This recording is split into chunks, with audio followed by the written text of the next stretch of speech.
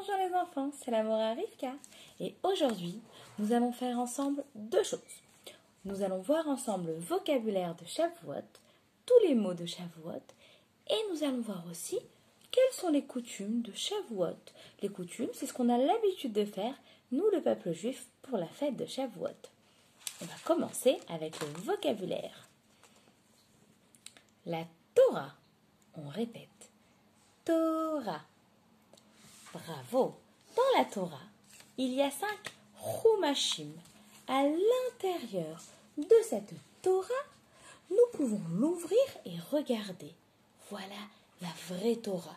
Quand on ouvre la vraie Torah, à l'intérieur, il y a les rouleaux, les parchemins et le Etz Chaim, c'est le bois. Qu'est-ce qu'il y a écrit dans cette Torah? Qu'est-ce qu'il y a écrit sur ces rouleaux? Eh bien, il y a 5 livres de Torah. Il y a le livre Bereshit, Shemot, Vayikra, Bamidbar et Devarim. Bereshit, Shemot, Vayikra, Bamidbar, Devarim. 5 chumashim, ce sont les 5 livres qui sont écrits dans notre Torah. Qu'est-ce qu'il y a encore à Shavuot? Il y a la Har Sinaï, la montagne du Sinaï. Har Sinaï, à votre tour. Har Sinaï. Bravo les enfants. Vous savez, on a montré un Sefer Torah, mais je vais vous en montrer d'autres, parce qu'il y a plusieurs sortes de Sefer Torah. On peut retrouver celui-là, qui est en fer. Il est plus dans les communautés sfarades. Et celui-là, avec le manteau, comme celui que je vais vous montrer. Comme celui que je vous ai montré. Il a une couronne et celui en fer, il a 2 couronnes. Les 2 Sifrei Torah existent. Un Sefer Torah, des Sifrei Torah. On continue. Qu'est-ce qu'il y a encore? La belle fête de Shavuot avec les Bikurim et le Har Sinaï avec les Luchot, les tables de la loi, sur lesquelles Hachem a écrit la Torah. C'était 2 grandes pierres sur lesquelles Hachem avait écrit, gravé les 10 commandements. On les appelle, les pierres où Hachem a gravé, les Luchot. Ce sont des Luchot en pierre. Il y a aussi à Shavuot l'endroit où on doit ranger tous les livres à la choule. C'est la bibliothèque. Coucou!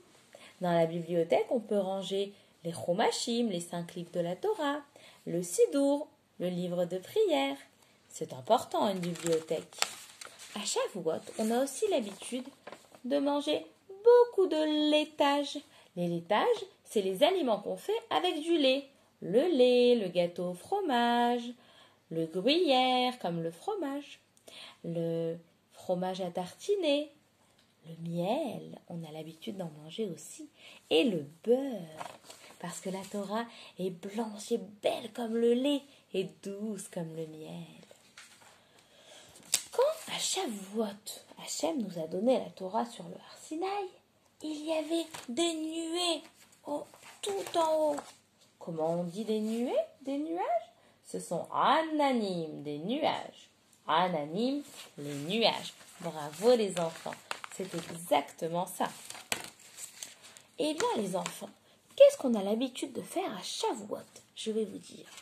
À Shavuot, on va écouter les 10 commandements à la choule. Quand le monsieur, le rav de la choule, il va lire les commandements, on doit être en silence et on doit bien écouter. Parce qu'Hachem, il nous donne la Torah. Donc d'abord, on écoute les commandements. Ensuite, en deuxième, il faut bien étudier la Torah. On a l'habitude d'étudier tout ce qui est écrit dans la Torah pendant Shavuot. On reste même réveillé toute la nuit pour étudier la Torah. Les papas, hein? Et puis aussi, les enfants, on a l'habitude de mettre plein de belles fleurs partout à Shavuot. Il y en a qui en mettent dans la choule, d'autres dans la maison, pour se rappeler que le petit Har Sinaï était tout petit, sans fleurs, sans rien du tout. Mais que Hachem l'a fait grandir et lui a fait pousser plein de belles fleurs. Il l'a rendu magnifique avec toutes les belles fleurs. Alors, pour se souvenir de cela, on a l'habitude de mettre des belles fleurs de partout. On a aussi l'habitude à Shavuot, comme on a dit, de manger tous les laitages. On boit le lait, on prend des yaourts, des fromages, des petits Suisses, tous les fromages et même des bons gâteaux au fromage, au caramel. Et ça, les enfants, c'est une très belle coutume de Shavuot. D'abord parce que la Torah, elle ressemble au lait, mais aussi parce que les Juifs, c'est ce qu'ils ont mangé pour le premier Shavuot.